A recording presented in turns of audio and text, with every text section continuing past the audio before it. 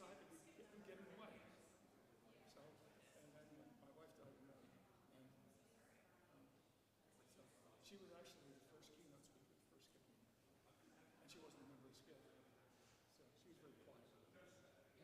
She'd always say, you ever see the local TV, and they'll say like, Francine Jones, deputy mayor for 8 years, and assistant principal at school, died of music the township's going to name the kindergarten program next year.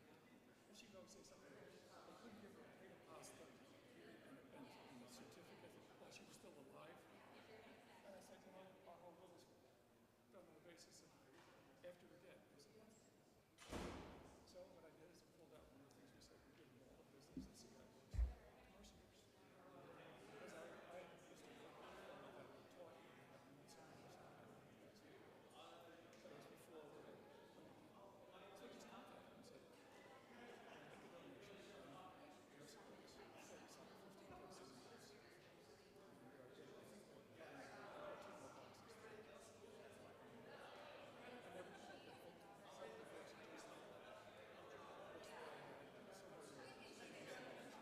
everything.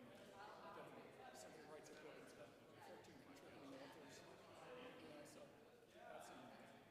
And so I just wanted to do something. Do I know what's going to happen? So yeah, that's going to happen. So dumpster, take all the stuff out of here. So that started the whole thing, and it turned out to be something that's helping me a lot. And she worked for her. I was with her. We used to ask, how is it? I said, my wife owns the business. She has a majority of stock, and everything's my majority vote. No, I was smart enough to know somebody that was smarter. She's the smartest person.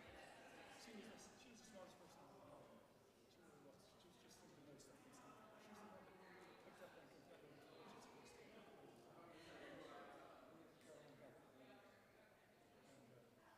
she had a weird education. She was educated in Europe, taught really fine cooking, and went to the college. And she graduated as a nurse and took philosophy courses at Georgia. That's fine. So anytime I would say something medical or philosophical, she's like, I have to read about it first. Don't talk to me about Freud unless you read Nietzsche. Freud books.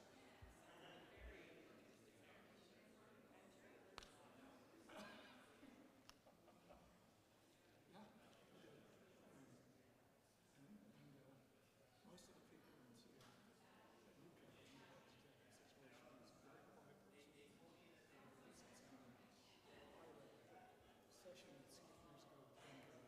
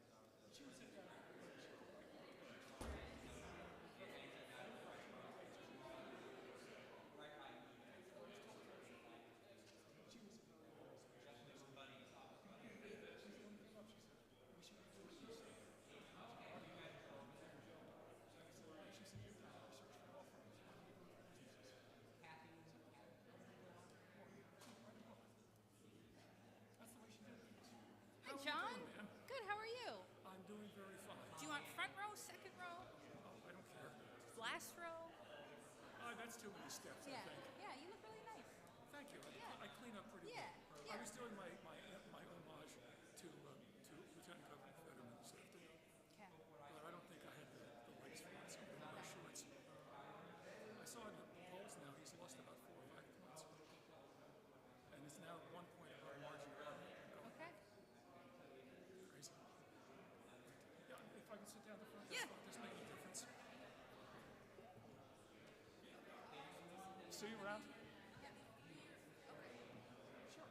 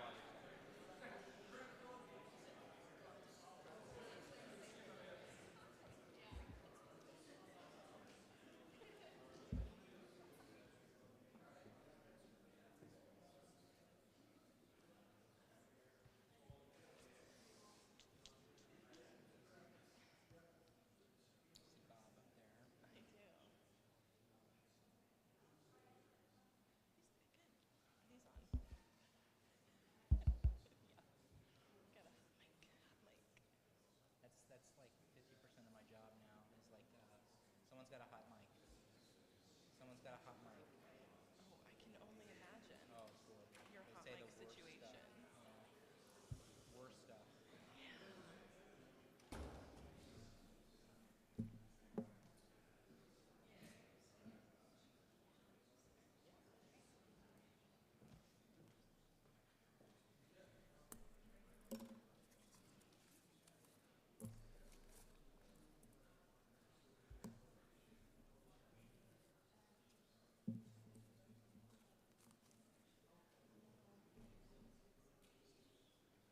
Well, hi, everyone.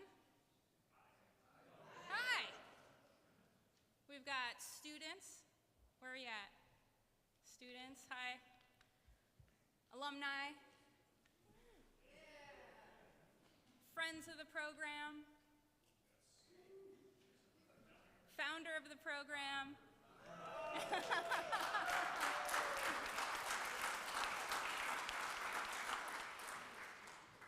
Faculty. Yay! Previous faculty. Staff. Yeah! Thank you all so much for coming out tonight. It's great to see you all. And for those on live stream, hello, thank you for joining us remotely. 30 years, tens of countries, hundreds of companies, all national security agencies, 1,800 alumni, millions of decisions influenced in one place. For some of you, Mercyhurst College, RIAP, and for others of us, Mercyhurst University Intelligence Studies. I'd like to thank you all for coming to celebrate and thank Bob Heibel, Jim Breckenridge, Miss Suki Fuller, faculty, staff, our partners, our students, our alumni. I've been enrolled for 4 months, everyone, and 3 amazing things keep happening. I keep hearing the same things over and over again, and I know that that's going to continue to keep happening in the years ahead. So those 3 things, this was one of the best decisions of my life to come to Mercyhurst Intelligence. I continue to use what I learned here at Mercyhurst. And the big one, how can I help? In conversations with alumni, retirees, previous faculty, all committed to giving back. We have partners, advocates of the program. They didn't even go to Mercyhurst. They don't have kids here, but they believe in the program. And I have 2 recent examples I want to share of the many. Scott Jones. For over 10 years, Jonesy has provided Mercyhurst intelligence students with capstone projects, jobs, internships. Every company that he has worked for, he's always come back and helped us. And this year, they're going to teach an online course. Jonesy has been a great friend to the program, and he'll be here tomorrow, if not already here tonight with us. And John McGonigal. John is a 40-year competitive intelligence professional and co-author with his wife, Carolyn, of over 10 professional competitive intelligence books. John called me in May, the month I started, and donated his strategic and competitive book collection, all of the books that they authored, copyrights to his books, and a generous donation. John's here to spend the next few days with us, and tomorrow he's going to attend events, and Suki's going to lead him through a fireside chat. But that's what's so amazing about this program is neither Jonesy nor John went here. They don't have family in Erie, but they believe in the program because of the legacy of everything that you've done, of the legacy that you've helped build here. So stories like this, people like this, is what makes this the premier program. We are all passionate about intelligence and about making an impact. And tonight, you'll hear from 2 incredible alumni who have thrived in their respective careers after graduation. Jackie Tai is a 2001 graduate of the Intel Studies program. She spent the early part of her 20-plus year career as a consumer, market, and user research executive at Procter & Gamble, working in a variety of roles, most notably leading research teams that supported multi-billion-dollar brand portfolios, leading multifunctional teams, partnering with global retailers on behavioral science and shopper insights, and leading P&G's corporate strategy insights team. Jackie currently works in the tech sector at Meta, where she is the head of research for Facebook Connection. There, she leads a talented team of 100 researchers, working to create meaningful experiences that democratize economic opportunity for people, businesses, and creators around the world. Jason Collins is a 2002 graduate of the Administration of Justice Program's Intelligence Concentration. He has been with the FBI for nearly 20 years.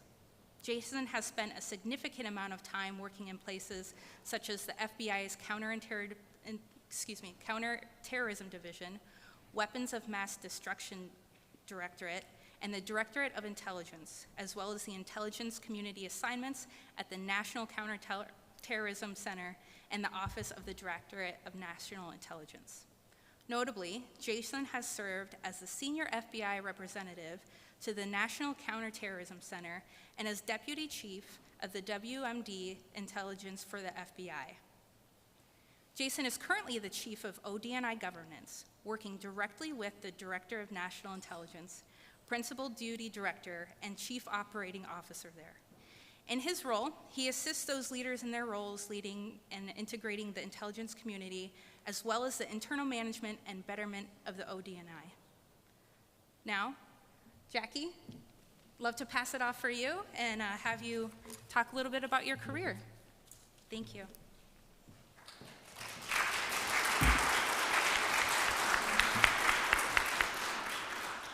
Hello all, I'm Jackie Tai. I'm super jazzed to be here again. The last time I came was 10 years ago at the 20 year, so I guess I'm making this like a 10-year habit. I want to throw a little anecdote out for some of our older alumni like myself. Someone reminded me I'm an old alumni. And actually tell you a little story about how I came to Mercyhurst. And how a garbage can changed my life. So I was actually headed to NYU to study journalism. A lot of our alumni have really interesting backgrounds and interest areas, and I didn't know what intelligence was. And so I had swept all of my college application stuff, everything that came in the mail, into the trash, and poised at the very top of that trash can was a tiny gray car that said Mercyhurst Intelligence Studies, or RIAB at the time it was called. And I think Bob maybe had a lower direct marketing budget back then. Probably Bob is what I'm thinking. But I didn't even notice it, but my dad noticed it. And he plucked it from the very top of the trash and said, "Hey, I think you should go check this out." And I came up to Mercyhurst, actually had lunch with Bob at the cafeteria, and when I left, I was in love with the idea of intelligence as a career. So I guess the rest is history, and thank goodness for my dad and a very tall trash can. Okay, so I am actually gonna tell you a little bit about my career journey, which is what Lindy asked us to talk about tonight. But first, I wanna give you a little bit of a framework that I like to think about on where intelligence is showing up in the corporate world.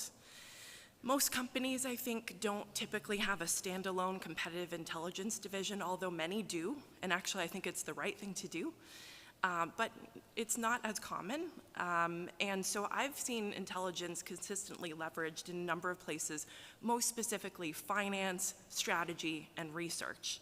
And I've worked in all three in the course of my career, and I'll share with you a little bit more about my experiences. But what I've seen in the course of my career with finance, it tends to be either a corporate central group that owns competitive understanding or be vertically embedded in the businesses. They typically focus on corporate and business unit strategy, on P&L analysis, investment in mergers and acquisition opportunities. In the research world, so I would say the research function is actually really interesting, an interesting use of intelligence, because a lot of that work is incorporated into just the core of product and consumer research to help design better products, better opportunities for consumers, for customers, for users. And so that includes looking at things like understanding your competitors' innovation strategy, looking at consumer needs and doing some really interesting segmentation analysis, looking at markets and mapping opportunity spaces.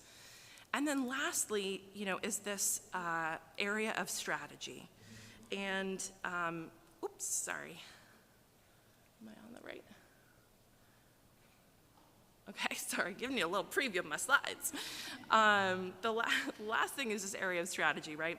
So this is really what I found to be sort of higher level investment opportunities, where you're looking at corporate level investments that are usually foresight based and going out, 5, 10, 20, sometimes 30 years into the future. So we'll talk a little bit more about how these have manifested in the course of my career. This is generally the framework that I've seen show up in my career and others. Okay, so my journey has been one of pivots.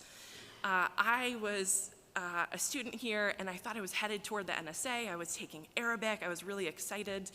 And what happened was I got an internship first at Deloitte and then at Procter & Gamble. And those both really, really opened my eyes to the world of corporate intelligence work.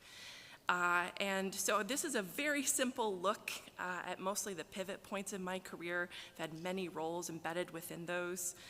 So a little bit more simplified version, but I've also tried to overlay the framework that we just talked about and where it showed up. So I spent some time initially at Procter & Gamble working in beauty finance, so that vertically embedded model of corporate intelligence. And that was 100% focused on intelligence work. So again, looking at strategy, making innovation and investment, tracking and recommendations, and a competitive P&L understanding.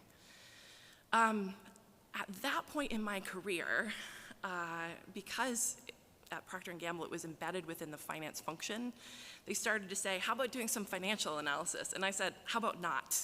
How about, that sounds really boring as a full-time job. I'm a little too creative for that. So at that point, there was this really interesting function that was coming up, which happened to be in the research field. At P&G, we called it consumer and market knowledge. It was that combination of experience of basically brand researcher, product researcher, landscape opportunist.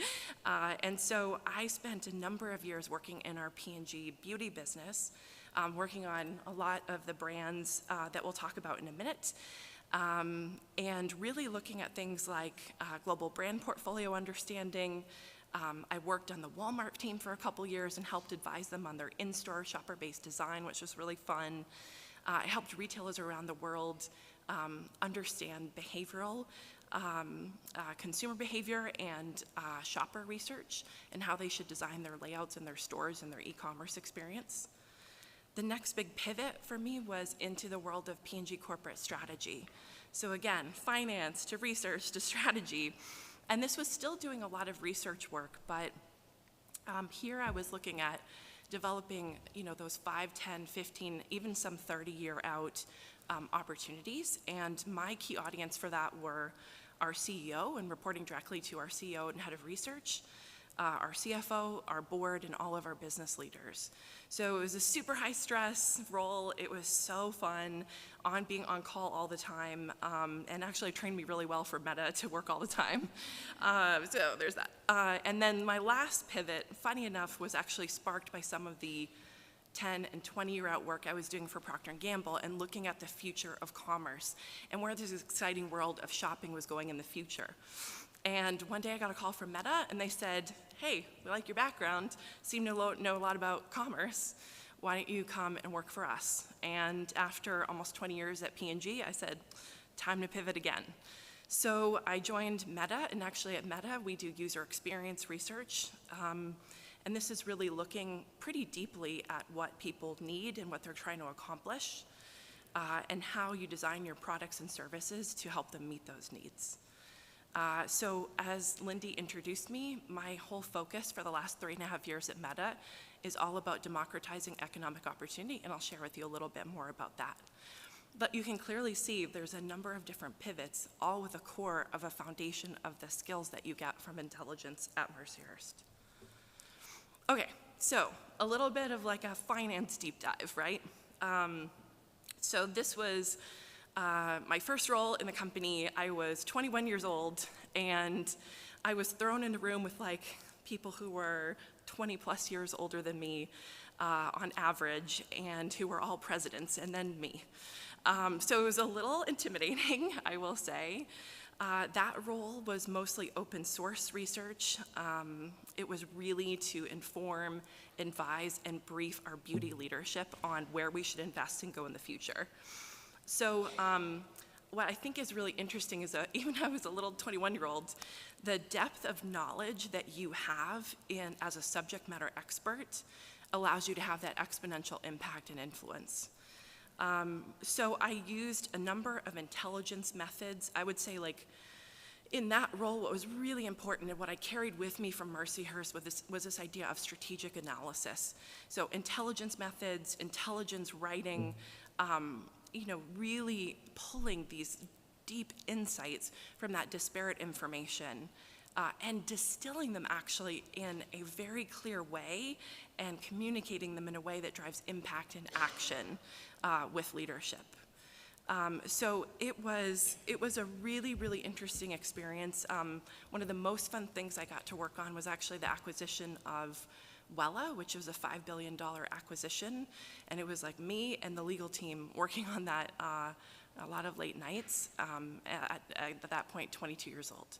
So I think it's a really interesting opportunity where you can be really thrown in because of your skill sets into some fascinating opportunities. Okay, pivot again. So now I'm in research at P&G. One of my favorite brands in my portfolio was Old Spice. And so this is when I went into this consumer and market knowledge world. And it was a combination of product, user, and market research. And what was cool about this was you're really that holistic end-to-end owner as you build the product. If you work on the Old Spice brand, it's yours. You work with the scientists who are innovating and developing the molecules that are going into some of our products, all the way through to conceptual development and ideation, advertising campaign development with the agency, launching and tracking and market and working with the retailers.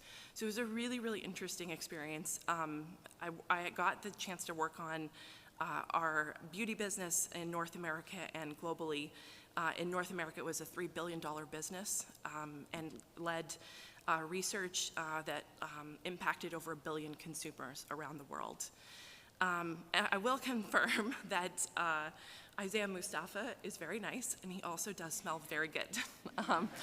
I have been up close with Isaiah, so I will definitely confirm that for you.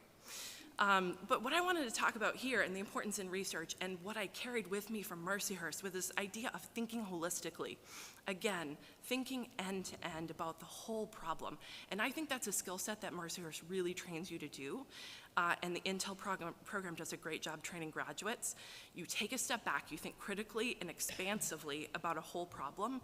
And I find we also are trained to really keep an open mind to limit bias.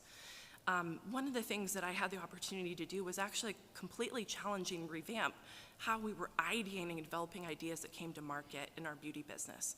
At the time, the businesses were just scribbling ideas from a brand manager, and you should never trust brand managers, ever. Just a FYI, if you ever go into marketing, JP, that's, nationwide, you're at Nationwide now, and don't trust the brand managers. So what was interesting was, instead of just scribbling ideas and throwing them in a quantitative screener and seeing what stuck to the wall, what we actually did was take a step back and challenge the way that we were solving the problem. So we did a portfolio gap analysis, and we looked at consumer segments, equity of the brands, the penetration in the market of the different brands, price tiers, and so we had a whole landscape mapping and gap analysis that my team did. Followed by observational research to really understand what was going on in the hearts and minds of consumers, which also included us getting in the shower really weirdly with consumers. They had bathing suits on, but that was the very memorable experience of how they were using our products. So you never know what the world of research will take you down. So then we actually partnered with a cross-functional team, our ad agencies, and we brought consumers in, and we ideated with them what a revolutionary concept, asked them what they want. And we actually worked with Second City, which is a comedy improv troupe out of Chicago, and because comedy's actually been shown in research to make it easier to talk about difficult topics and get down to the root of behavior and needs. So it was super fun, and we actually came out with a 3-year master plan, fully qualified and quantified. It was worth over $1 billion in incremental revenue for the company. And some of our ideas we were looking at, like on Old Spice, we came out with something called the Hardest Working Collection, and it ended up being 40% incremental to our business, which was huge. So I think this is a good example of that skill set that Mercyhurst really roots in you, of taking a step back and looking at the whole problem, how to solve it in a different way. Okay, the next pivot, again, was into foresight. So the world of strategy, and here I'll talk a little bit about scenario planning and opportunity assessment. This was really interesting, as I said. It was sort of a 24/7 job. All holidays, you were on call. Anytime a board member had a question, you were the first on speed dial, which was a really interesting opportunity. I imagine it's like working for the president or something. It was kind of cool. And so what my favorite piece of work that we did was we outlooked out to 30 years the key macro level demographic and innovation shifts that were happening around the world that would potentially impact our business. And we developed innovation and go-to-market plans against them, and it resulted in some pretty significant investments in the future of innovation at P&G. And the wildest thing I got to work on during that time of my career was actually the largest proxy battle in corporate history, which was P&G versus Trian Group, where they were trying to get a seat on our board and break up the company. So that also is definitely an on-speed dial kind of few months. Okay, lastly, I want to talk about intersectionality as it relates to where I am now and working in the world of user experience research. User experience research, as I mentioned, is just a slightly different type of research. It's focused on that deep understanding of user needs, barriers, pain points, how your product can solve them. And what I think is really cool about Mercyhurst and truly the root of this education is that multidisciplinary nature of the intelligence studies program. So that liberal arts core, the national, international studies, the Intel courses, the language experience, all of those give you an incredibly expansive view on the world and on human behavior. So all of the studying that we did in the classes we took on geopolitics and macro and microeconomics, world religion, world culture, ethics. Ethics is huge. Take your ethics classes. Definitely use that every day now. It gave me a wider lens and understanding of the world. So this idea of intersectionality really helped me understand that an individual is really made of multiple intersecting factors, which ultimately helps me translate that to the business and helps Meta develop strategy and product ideas and execution that gives our users the best experience. So we look at things like the social, environmental, cultural, economic, and personal contexts of our users as we do the entire product development process. One way that this is manifested, and this is one of my products within our commerce space, this is our marketplace business. I am super proud of this. We've actually grown it over the past years to over 1 billion users around the world.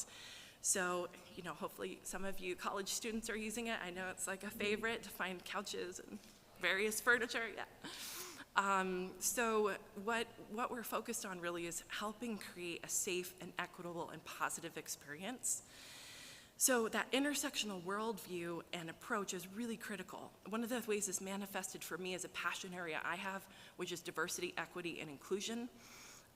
We spent a huge amount of investment and time on my team mapping the entire buyer and seller journey and looking for moments and barriers and pain points that could potentially detract from an equitable experience on our platform.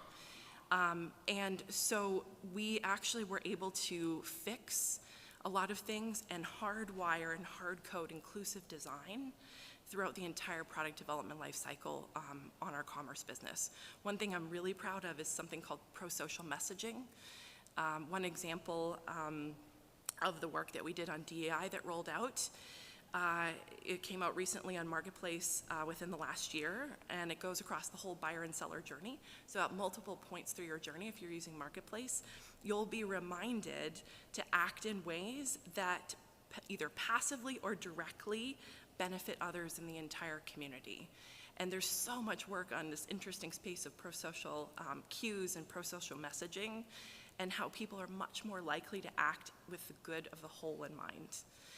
So again, that core of intersectionality and understanding of that total view of people around the world really helps me impact day-to-day our products that we're building at Meta. So I'll leave you with this. The value of this degree and program, the reason I came back to our third year is I believe and I have experienced the value of a degree from Mercyhurst and this program in particular. And I think the application of intelligence in the corporate world is pretty much limitless. So what I would tell you to do is make sure you're not limiting your worldview. I hope that my journey has helped bring to life how intelligence skills can be applied in different ways, in different roles, regardless of the function or the group it's housed in within a specific company. There is a real need for people with these skill sets in consulting, in consumer packaged goods, in finance, in tech. So I know we have students here, I would say don't limit where you think this degree can take you. Lastly, I want to do a quick thank you to Lindy. I think she's down front. Thank you for inviting me. I think she's a great testament to the power of our Intel community. We actually met, I think, like 10 years ago, Lindy, maybe over LinkedIn. I'm really grateful that she's taking the program into the future.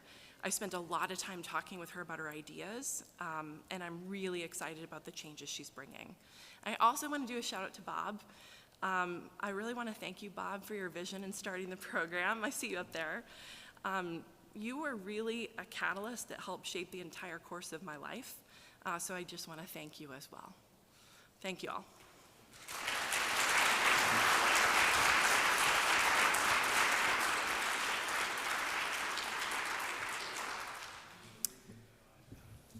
Hi, everybody. I'm Jason Collins, here from the FBI. Before I kick off, I just want to say, Mercyhurst, before I get into the huge speech, even starting, I want to make it very clear, I owe a huge debt to Mercyhurst, my undergrad institution as well, but first-time college student in my immediate family, certainly first-time graduate student, certainly the first one to ever go on to doctoral coursework for free from the FBI. Thank you for some of that.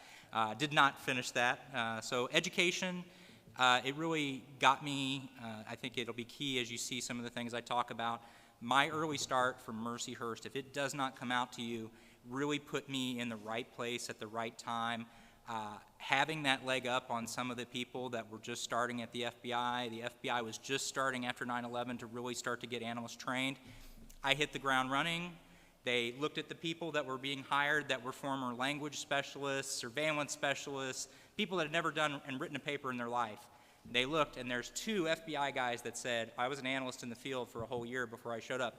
And they're like, you get to be the briefer for John Brennan. That's my life. So I owe a huge debt. So before I get into that, I want to make sure you all know that if that doesn't come through, I have failed. So I am pleased and honored to be here to help kick off what I hope is a renewal of all of our interests and passions for this place, which I feel has done so much for our profession and certainly for me personally. So all my thoughts, and here's the boilerplate, all my thoughts here are my opinion, obviously, and not the official position of the Federal Bureau of Investigation or the Office of the Director of National Intelligence. So with that, as I said, I'm an FBI guy. I started out here at Mercyhurst. I was the residence director for the Mercy Apartments my first year. So I had a debt to residence life here. I got to go for free for grad school. Isn't that nice? Life-changing event as well. My second year, Bob directed me to be a graduate research associate.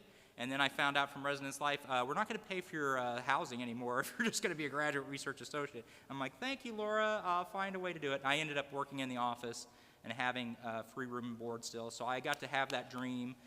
And Bob helped me get to my first dream for a job. So he put me into CIRAT as a program manager, and I headed down to a place called McLaughlin. But before that happened, I was, getting the background done for that. I had also applied to the FBI. The FBI was not hiring intelligence analysts yet. So I filled out the application, and I was going to be a surveillance specialist for the FBI as my first job going into the FBI. That happened right after 9/11, which I was sitting in the Briggs Apartments and watched the planes go in. On my birthday, I was up thinking it was going to be another day. I watched the planes go in. So I knew what was up. I walked over and came and helped Bob answer questions from CNN that day. But I already knew where I wanted to go. So McLaughlin had me for 6 months, and I was already down in the Philadelphia area, and I started with the FBI in Philadelphia. So I have bounced back and forth from the FBI, and I would say the forerunner to the ODNI, the Terrorist Threat Integration Center, and back and forth to NCTC, which succeeded TTIC, and also ODNI now in those 20 years. So I've been kind of half my time in the FBI, half my time in a community assignment in the intel community. In that time, I have had the honor of working counterterrorism, for a long time, counterintelligence issues, and also some criminal matters sprinkled in there. So there's a murder investigation or two in there. So lots of interesting times that I've had in my career. And the most interesting part, the thing that has given me, sort of the fast leg up that I've got, Bob will know what this means. GS-15 in 8 years, Bob. That's how quick that went. So the briefing opportunities that I got because of my background. I have had 4 executive support roles. I have now obviously become, I would say, the king of the elevator speech. So that's something you learn here. So don't discount that. So beyond analytic work, I've had opportunities to work with the White House, work as the Deputy Chief of WMD National Policy for the FBI, working on our sensitive policies of what do we do if there's ever a nuclear weapon that gets stolen or something of that nature, working on terrorism issues. And as it was kind of briefed by Lindy, I had the honor of returning back to my National Counterterrorism Center roots to serve as the senior FBI representative, sort of that, hey, I have a question for the FBI. I need to know right now, there's this thing called the Boston bombing going on. Did they arrest somebody or not, Collins? That was the kind of stuff that I was living. And then also making sure all the FBI analysts that were there were cared and fed for. So lots of different opportunities. So that helped me, that experience. I was lucky to gain what I could that made me a well-rounded analyst or manager, but I got to where I am basically through that foundation. So where I am now, I'm in a job called governance, and if I don't do a good job explaining, you can yell at me afterwards and ask the question, what the hell is governance, right? So there are 18 intelligence community agencies. Everybody goes downtown and goes to the National Security Council, and they get intelligence briefs. They get all these policies that they're working on in the policy world. Then there's what the intelligence community wants to do as sort of a collegial body. What are we working on for the hard problems? What are we going to do to move the needle on this issue? Foreign language. Are we doing the right kind of training throughout the entire IC to make the needle move? Are we doing enough in diversity inclusion to get the right people in the door? Are we doing enough resources towards satellites? All of these hard questions that if the Director of National Intelligence wants to bring together her colleagues, I run that meeting. If the principal deputy of Deputy Director of National Intelligence wants to have her meeting of deputies to work on some problems, I run that meeting. And then internal to the Office of Director of National Intelligence, we have things like internal governance issues where we're trying to make sure people use online platforms correctly, things of that nature. They're not saying things they shouldn't. So we talk about the policy, what should be the punishments, things of that nature, and how should we do promotions. So all of that is kind of like the big decisions that aren't necessarily discrete intelligence decisions.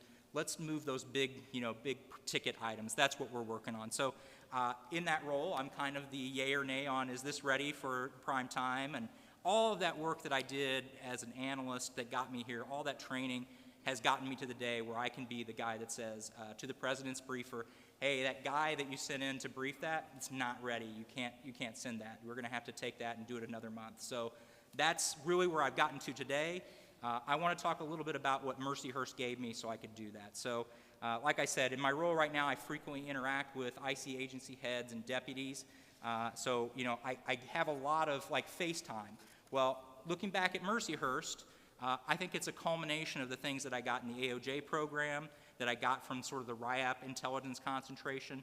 I think those career highlights really, happened because I had a good base to pull from. So I can remember starting in my career, specific instances. Back in December 2003, there was a murder of a federal prosecutor in Baltimore area. He was from Baltimore and got killed in the Pennsylvania area in Lancaster County. My boss looked around the corners and saw all the analysts that he had to pick from, and he had 2 that had college degrees and 2 that had master's degrees.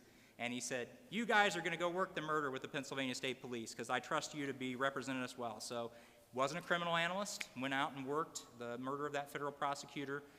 Instantly, Pennsylvania State Police was glad to have additional assistance. They were the lead. We were there because it was a murder of a federal prosecutor. Obviously, it was a team effort. But if I hadn't had that sort of that leg up of having a good, solid education, my boss was impressed with what I had already shown just by showing up and being able to give good, solid analysis pieces in my first year. If I wasn't able to produce like that, I don't think he would have trusted me to do that. So that was key early on, and that's just like a little flash of what I'm trying to give you here. Of luck had some things to do with this, but really it was that solid base that I was able to show really quickly. Hey, he knows what he's doing. He sounds like he's been here for 5 years. It's that early leg up that really gets me there. So drawing on my background and training, I was able to show Pennsylvania State Police what FBI analysts could contribute. I was doing timeline analysis for them, things of that nature. Financial investigations course really paid off. One of the things you want to look at when somebody gets murdered is, did they have a reason that somebody might have a motive to kill them? So tax net worth theory and RICO, all that kind of stuff, if you get to learn that in financial investigations, it can really pay off if you're looking at someone's credit card statements and things of that nature. So practical knowledge, guys, it really does pay off. So pay attention in class, especially in those really good, hardcore skilled courses. So that was in, Philadelphia. I decided that the field wasn't really my place, my jam. So I looked at headquarters, and I picked a place called the Terrorist Threat Integration Center, which would later become the National Counterterrorism Center. Again, I showed up. It was, every agency sending their people to try to staff this place. It didn't have permanent staff yet, so it was a little bit of FBI, a little bit of CIA, a little bit of DIA. DHS wasn't even really on board yet. But then, you had needs, and, you have to staff, the director, you have to staff the deputy director, and you have to staff these every day. There were 2 civices a day to talk about the threats. Who's going to do that? Well, we need an FBI guy to be kind of there too. We want some, diversity of the team.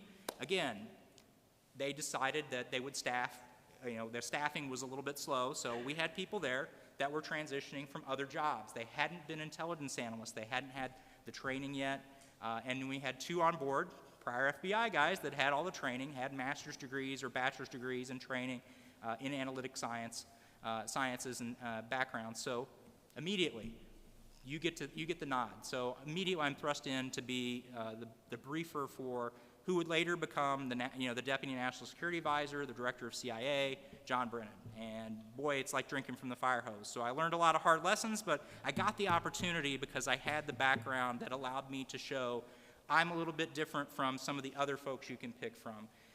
So ability to jump in and produce early in an assignment based on the training that you get here is going to be huge for you. I think it'll be a leg up for you when you get out there as well. I think Mercyhurst's broad base of core skills that I was taught while I was here served me well. I told you about the financial investigations, but some of the exercises that I had, like in the analytic research courses, are very similar to questions that I see come across the desk from the PDB feedback from when somebody asks a new question. It could have easily been something you're asked while you're sitting in your class. Who is the next leader of Germany going to be? That was a real question that we worked on in my class when I was here as a grad student. That's easily something that comes through the PDB staff every day. Who's the next leader of country X going to be? How do you tackle that? Mercyhurst is going to give you the skills and the classwork that's going to help you get there. So I hope that you pay attention during that and the real world problems. You'll see that this can really pay off. So that gets me to the question, and I think that we're here to talk about, and Lindy kind of prepped me with a little bit of the question. So is your degree going to give you what you need to be successful? And I think that it is, and I'm going to tell you a little bit. So as part of my role, I get to work with the IC Human Capital Office that's trying to study, like, what are the skills that we need across the intelligence community to be successful in the next 10 years, 5 years? And how do we do, all the programs? How do we get people cleared in time? How do we get people, the right foreign language skills to be successful? All of these things that we worry about. And I'm sure that Lindy's worried about, like, how do we get you prepared to go out there and be successful? So the IC, I have the paper in here, I can't show it to you. It's pre-decisional. But they were all asked questions. What are the competencies for intelligence analysis that you need to be successful in this business? And the IC came back and said, there are 31 core competencies that you need to be successful as an intelligence analyst. Just an intelligence analyst, not a data analyst, not a foreign language specialist, not any of that. Just as an analyst, just for that career field, there are 31 core attributes that you need to be successful. The number one was adaptability. What does that tell you? Adaptability, they want you to be able to think on your feet and react to the problems of the day. So that versus I need to be so deep in this subject matter that I know everything, that's going to come with time. What they're going to want from you is that core base of skills that you can pivot to the next problem set. So I see that. I think the other ones are going to be natural topics that you can imagine. It's those critical thinking skills. It's the ability to write short and long papers. It's the ability to weigh evidence and synthesize. When you have 100 things put in front of you, what are the 20 that really are the most important things? Where's the 2 that really shouldn't be put in there because they're crap? Where are the 5 that should stand out at the top? And how do you align those points and give that in less than 5 minutes? Can you do that? That's what the IC is going to want from you in various stages of your career. You're not going to expect to do that every day, but it might set you apart if you can. So that's what I'm telling you. It's a host of skills. About a third of the way down is that deep target knowledge that you're going to gain, and it's also going to cause you some background investigation issues too. Of if you spend too much time in foreign countries, they're going to have to figure out what you did while you were over there. So that target knowledge is something we want, but it's also something we want to teach you. And we want to give you opportunities to get that real depth once you're on board. So I encourage you to take advantage of the courses here that are going to give you sort of the critical thinking. I know ethics was mentioned. Ethics comes up all the time. How do we act ethically as we have all of these abilities to pull in information? How do we tell ourselves that's not appropriate to pull in? Things of that nature. So keep that in mind. Don't pay attention. Don't not pay attention during ethics. It's huge. I would say one other thing. While I said that going deep is not really something that you necessarily need to do to get hired, I would say double majors and things of that nature are also very attractive, and I'm seeing more of sort of this desirable double majors or people that pivot to other roles. Data analysis, for instance. Data analysis is a huge job field that you can pivot to, I think, from intelligence analysis. We have a lot of folks that are former analysts, but that really just love digging into data, making sure it's structured correctly, and using it and working with data. Just data behind the scenes to get it right so others can use it and pull it in and do things with it. It's just a field that is very portable within the IC and also, I would say, in the business world. So we see more and more folks going for masters in data analytics, things of that nature that make them very attractive, that they want to go into that field. But I would also say foreign language. So foreign language, here's the truth. We send folks and we spend a lot of money to send them to places like the Defense Language Institute, and they come out, and depending on what level you come out, you may or may not be completely usable with that skill set. So if that's what the Defense Language Institute's doing, I would say please try to do your best in your foreign language. That's a concentrated institute where you're really just doing nothing but that. I know language can be hard to pick up, but you really need to use it every day and really pay attention during language and use those opportunities to go overseas and get exposure and actually use the language. We definitely will always encourage people to have a little bit of language skill, but really, the people that we need to have near native translation abilities, that's so rare. We will use people that don't have that, but to really be effective, you really have to really pay attention and be really good at language. So I would say it's always desirable, and that's why I'm glad the program still has that as a main core part of its program, that you learn a language. So it's only going to help you and give you some of that regional knowledge as well, so you have some knowledge about the places that you're looking at. So I know Bob encouraged me, even though I was a grad student. I had German when I came here. He tried to put me into Spanish. I think he wanted me to catch the next Macheteros. I think he was really interested in me doing that. It didn't happen, but I did take some Spanish while I was here. But again, those adjacent competencies, I would say computer science, library science, science skills writ large. I'm a WMD guy. I didn't come to WMD until my doctorate, I had biology all through high school and college, and I was a biology guy, and that was my only niche. So my skill was helping scientists translate their science skill into intelligence products. So I had just enough science to be dangerous. So using your science and your subject matter expertise, if you also have an interest in the sciences, that can only help you. So again, I would say double majors are not going out of style. I would say that that's still a very important thing. If you can have the academic rigor to do 2 degrees while you're here, go for it. It's going to make you more valuable. So I still think that, what does this come down to? I think the program where it really succeeds is making you show your work and present it orally and in its written form. If you take those assignments seriously and you really put yourself to them, that's where it pays off. There are programs that will bring in the right, I have a speaker that comes in and came right in from this agency, but the putting the rubber to the road is really making you do those work assignments of writing shorter papers, writing longer papers, how do you cut off research, things of that nature. That's what this program's teaching you, and I think it's still paying off today. So I think the practical edge, getting students ready for dealing with that kind of consumer that you're going to have to, ask you to do any of those kinds of assignments when you get out there is huge. Synthesizing from those multiple sources is really going to be huge. So those are the values I think that Mercyhurst really brings when it teaches you, so I think that those are still going to do us well. I think that some of those really helped me when it came to some hard problems. Again, I talked a little bit about the Boston bombing, the Madrid bombings, the London bombings, all of these terrorism things that we had. Well, there was a time where we had to shift, and I talked about adaptability. I was in the WMD counterterrorism role for policy for the National Counterterrorism Center, sort of the mission management and policy house, where we were deciding how are we going to shift away from counterterrorism? Where are we going to get resources and move them to where we're worried about things now? Having those sort of collection skills where you might learn about collection management and things of that nature, those practical skills help me when we're looking at where are all the things that we're going to lose when we leave Afghanistan and move over here, having to make those hard decisions.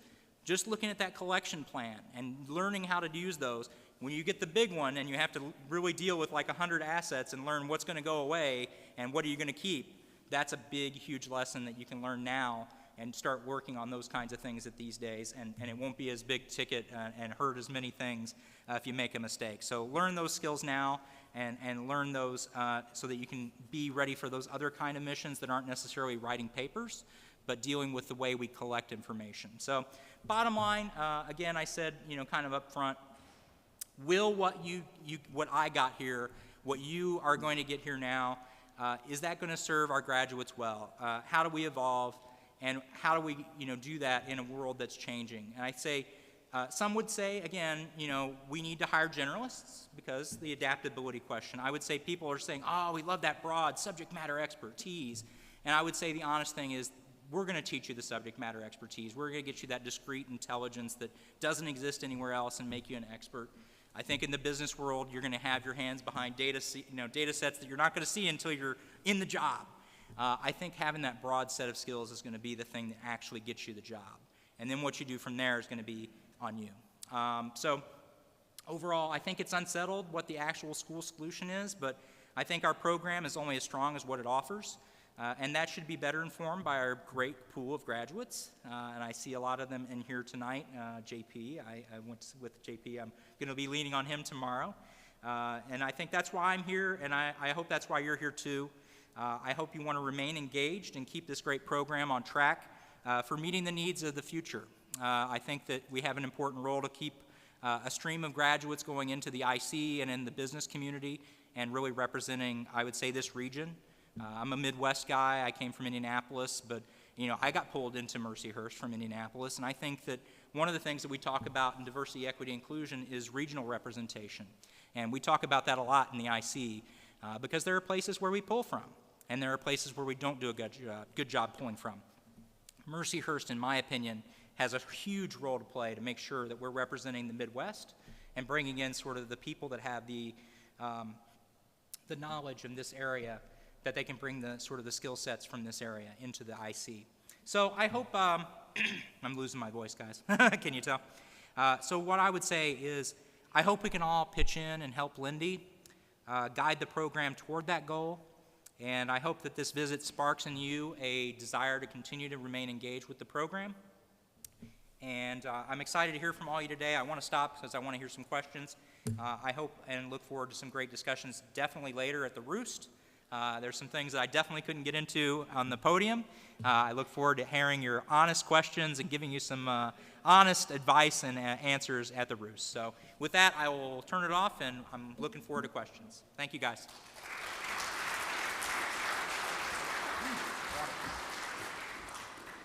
Thank you both so much. I'm just going to ask one question because I would like to open it up, and I'm going to pivot. Jackie, this is not going to come from our questions earlier. So, you know, both of you kind of touched on this. When you were at P&G, you were forecasting, you know, you were out looking to 2030. Jason, you talked about identifying the next leader of Germany. Have you seen an evolution of how far out you forecast within the private sector and the public sector? And has this evolved over time? Maybe I can go first. I think it really depends. Like, even in my career, you saw there were different roles and different intents on that foresight capability. So when you're working on sort of products, like at Meta today, a lot of our work is 6 months ahead, maybe, sometimes a year, and we're like, that's the long-range plan. When I was at P&G working in the foresight role, it was still, you know, 10, 20 years in the future in terms of significant investment levels that come with needing to, you know, deal with manufacturing and research and development that does work on different timelines. So it's been, for me at least, a pretty marked difference in industries even on how fast things move. So I'm not sure it's evolved necessarily, more that there's probably different places for different time horizons depending on your objective and goal. I was just going to say, I think, you know, the whole purpose of this job, the whole purpose of the intelligence community, and I'm glad the reason that it's not gone away, it used to. One of the most valuable courses you'll get here is the history of U.S. intelligence. You'll see how intelligence, you know, gets used and then it gets put in the broom closet, you know, over time. And there's always chances that that could happen again and we get cut to the point where we can't do our job. But our job is to avoid strategic surprise, right? So there will always be a need for trying to predict, I would say, what's going to happen in the next year. And you'll see, you know, the D&I will go up with the heads of the intelligence community, and she'll sit in front of the Congress and give the threat forecast for the following year. So the near-term in-look of, like, what are we dealing with right now? What do we think that's going to go over the next 2 or 3 years? That's kind of like, I say, you know, the realistic, you know, view. But I don't want to discount, you know, we have groups like the National Intelligence Council that will do sort of the futures analysis and look at, like, what are the real hard problems? And, you know, all you have to do, I mean, there usually is an unclassified version posted that gets out there. Take a look at some of the things that the National Intelligence Council, which is basically representatives, national intelligence officers from every intelligence agency coming together and saying, what should we be worried about? And I guarantee you're going to see things like climate. Climate was predicted as a huge driver of wealth issues and inequality, and that's going to cause regional tensions. And then we're going to be dealing with weather that's going to cause more upsets. And I would challenge you to, you know, ask anybody in Florida right now, like, what are they thinking about climate and the role of climate, and how is that going to affect infrastructure and people's ability to feel like they're in a place that's really being governed well, you know, and how happy are they and things of that nature. So imagine that going on in the developmental world where people are fighting over resources like water. You know, IC, I think, was doing its job 10 years ago when it was looking at big questions like that. What's going to drive future behaviors and things of that nature, like access to basic life necessities are going to cause problems in regions, and we're going to have to be there in 10 years. So that's the big role, I would say, of futures analysis. And, you know, big drivers like cybersecurity, things of that nature were in that picture early on. And it's getting back down to, like, the near-term strategic and the near-term tactical that really drive the day-to-day business. There's absolutely a role for the big thinkers of, like, okay, what are we going to be dealing with 10 years? So you'll see there's estimates out there for 2035 right now, things of that nature. It's a little bit of crystal ball, but, you know, again, we see enough of the indicators. We know what's going to be a problem, you know, a perennial problem, or even get worse. And I think that's the role it serves. open it up to you. What questions do you have? Yes.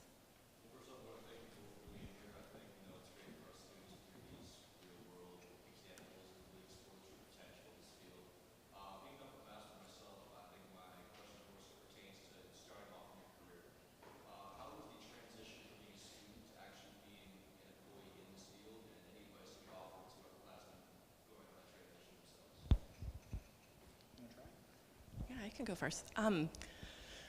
You know, what was interesting, at least when I was here, Mercyhurst had the most amazing internship program, and graduates and students were in incredibly high demand. So much so I remember a couple years ago, the program called me, okay, maybe not a couple, maybe like 10 years ago, and they couldn't even give me any interns because everyone was placed. So I think for me, the key was doing several internships. As I mentioned, I did an internship with Deloitte and an internship with Procter & Gamble that really changed the trajectory of my career. And what was cool is the internship with Procter & Gamble was so successful that they kept me on during my senior year and actually employed me while I was a student to continue the work. And then it was a very seamless transition into the company. So for me, like being a part of that internship program, trying on different hats and different lenses and different opportunities to see what fits for you, I think will help you transition pretty seamlessly into your first full-time position. You shouldn't have a problem. I think the internship program is still pretty good. Oh, there. So I've heard. So Lindy's told me. Oh, great, great. I would just say, you know, I came into a very different experience right after I got out of McLaughlin and got into the FBI in real, you know, my real career that's been for 20 years. I would say I had varying opportunities to show like immediate impact. I had bosses that would tell me, look, sit in the corner and shut up and don't talk for a year because you don't know anything and you don't know, you know. And then I would have the counterintelligence squad say, hey, you've got this master's degree. We've never had an analyst with a master's degree and have this analytic training you've got. Can you sit and look at all of our cases and tell us what we've been missing? I mean, I literally had both of those experiences. So I can't tell you what you're going to walk into. I can tell you you are going to be prepared to think differently than someone that has come in with just a history degree, just a bachelor's in political science. You're going to have a skill set that they just do not have. And there's going to be opportunities to apply that. And use that when you can. And when it's not welcome yet because people don't know what you have as your capability, you know, wait and take your shot. It's going to be useful. And just you have to take and be patient. Depending on where you go, there are going to be cultures that are going to immediately want to apply all of your skills because they expect you to bring that to the job. There are going to be other jobs that are going to say, okay, you have a core set of skills, now we need to give you this subject matter expertise. Let's get that in you and then see what you think. So you could hit all of those range, you know, just be adaptable, as I kind of mentioned, that's what they want. Different missions have different learning curves, so just be ready for, you know, to engage when you can, but, you know, don't force it. It's interesting because I think Jason and I are saying a lot of similar things, even though our worlds are different. And most of the acronyms, I have no idea what he's talking about. But like we both, because of the skills we had, were immediately thrown into opportunities that other people, maybe with our skills, or maybe our age and level of degree or experience in the real world weren't being given, right? Because we knew how to do some of these things inherently because of the program. We could do them faster and better, and that gave us a voice. I had the worst, you know what, I've had imposter syndrome my entire career because I've always been the youngest and least experienced person in the room, and I just never let them see me sweat. So I would say, like, I think this program gives you that opportunity to get your foot in those doors so much earlier than maybe some others who have a maybe more standard degree and skill set. I know we probably want more questions, but I'm just going to, you know, the imposter syndrome thing you just said struck me. There was a time where I will just tell you, so the analyst that wrote Bin Laden Determined to Strike America was a senior analyst on my team at National Counterterrorism Center. She had done her time at the agency and came over, and she had written some kind of prediction. I'm not going to get into the details of, like, we've had this many attacks in this month, we've had this many attacks in the next month, and so by the end of the year we'll have less than this. You know, it was a mathematical problem. John Brennan was the recipient of me packaging this intelligence to him and getting this to him, along with several other stories he was going to roll down to the CIA and give. So he called me and told me from his desk, I am about to roll out, this doesn't make sense to me. So I want it changed, and I'm like, oh, okay, I'll go talk to the analyst that wrote Bin Laden Determined to Strike America and tell her that she's wrong, and I'm a GS-12, and she's a senior analytics service at CIA analyst, and I'll tell her she's wrong, and I did. I told her that John says it's wrong, and this is the reasoning that he laid out, and she says, John's wrong. And so I'm like, okay, I'll tell him that when I see him. I didn't get to see John, so John still had the old slides. He called me from the car. He said, Jason, when I get back, we'll talk. So he pulled me in. He didn't get to talk to me that day. It was the next time I was in the car ride with him going down to brief the small group at the DCI. The director of Central Intelligence was then the intelligence community lead. He was basically the ODNI at that time. And we would go down and brief him every day at 4 o'clock. And so I was in the car with John, and John was explaining to me that, Jason, you know, you can't let mistakes like this happen. I'm like, yes, sir, And, you know, I expect you know, I need you to be my analytic SWAT team. I need you to make sure that all these errors are corrected. And I'm like, there's no way I could tell him, I'm like, I'm not arguing with B, you know, the analyst, and going to win there. But he really, the reason why he was talking to me that, and it became very clear, he thought I was the head of his analytics support team. He thought, as the GS-12, that I was the head of his DAST team that he would have at CIA. And I came back and I told the director of intelligence of NCTC, this is what John told me, and he wants me to fix all these things. And I am not the team chief. A year later, I was the acting team chief. So, imposter syndrome is real, but there's a reason why he thought, he expected me to fix everything that he wanted fixed. That can happen to you as a student. That can happen to you later in your career. It can happen. That moment can be like, I don't care. I want you to fix it. I expect that you have the skill set to do that.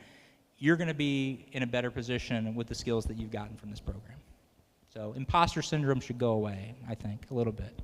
I like the edge it gives me of anxiety. Keeps you sharp. It keeps me sharp. How about one more question?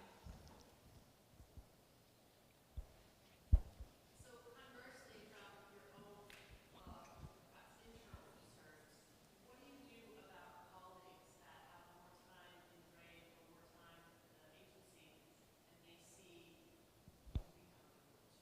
How do you manage that so that now you're the kind of smartest guy in the room, the most capable, they've been there longer? I mean, there's certainly a succession sometimes in some parts of the IC, but I would say, like there's a natural progression. The GS-14 is going to get there. And I had the luck of being in an organization that was kind of like a startup. It was really pulling from different parts of the community. There are natural tendencies, but yeah, when you start to get in certain parts of your career, it's, well, everybody's equal, but when that next cool opportunity comes, who is the GS-14, GS-15 that gets picked for the even bigger thing that's going to launch you for the next thing?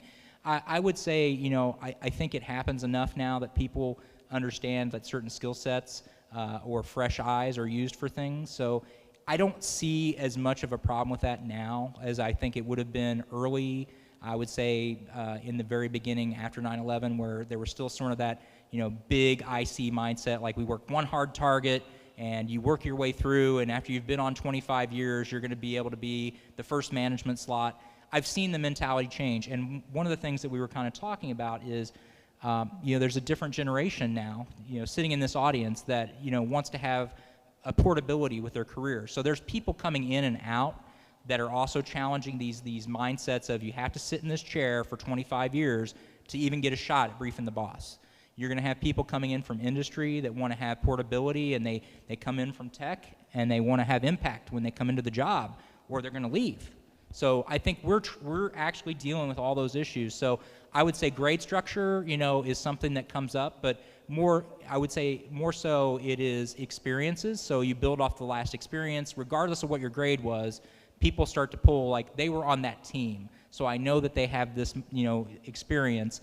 Pull them into the next thing. So I don't see grade coming up unless it's an actual structural need for things like promotion boards. We don't let people at certain boards weigh in on people below that, they're at the same grade. You just don't do those things for legal challenges.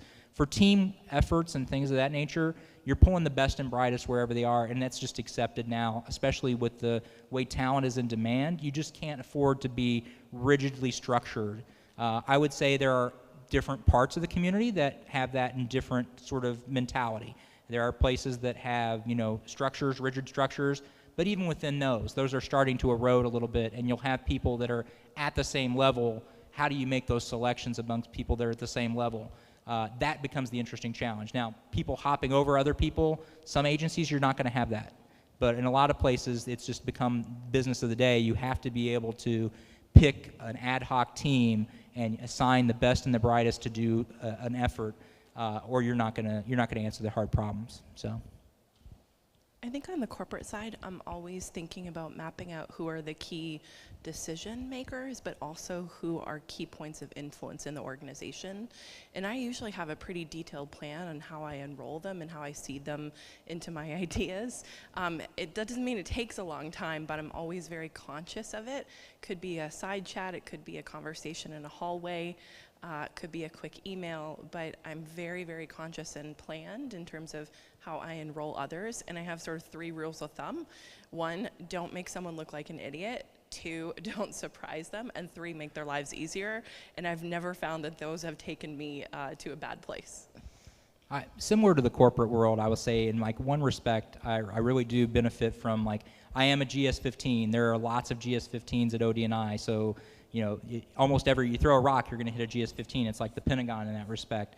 But I would say all GS-15s and the jobs that we're in aren't created equally. So, my boss and friend, the chief operating officer, when she told me I was going to get this job, the reason she gave me the job is we were briefers with Bob Mueller before, and she knew I could handle being in that environment where I'm going to get hit with, I want to know this now, and I demand excellence, and I'm going to yell at you until I get the answer, and you're going to come back and give me the right answer. And we'd been in this sort of that prosecutorial environment before, so she knew I was going to succeed. But she told me something. She's like, I'm just a group chief on the org chart. I'm a group chief. There are multiple group chiefs that are below other offices. I'm a GS-15. What does that mean? But she told me everybody's going to want to be your friend because you're going to get to see the bosses almost every day.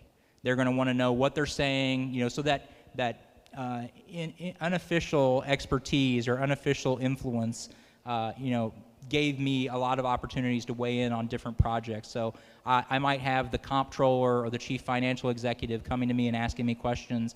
What did she say about the budget yesterday? Things of that nature, because it came up in the governance meeting. So, there's a lot of opportunities that I get that are independent of grade structure. It's just based on the needs of the organization at the time. So positioning sometimes, it's a huge thing that can change your trajectory. So it happens, teams get put together of critical tiger teams, and that's seen as the best successful team. And, regardless of grade, it's the people that are remembered that were on that effort that get pulled into the next effort. It is remarkable. I feel like if you strip all the acronyms away, our jobs are remarkably similar. Art and Bill, was that great validation to hear Art getting yelled at and you prepared them well, so. Yeah. Thank you both, Jackie and Jason, for coming out today, for sharing your careers with us. I really appreciate it and look forward to continuing to work with you. Let's go to the Roost.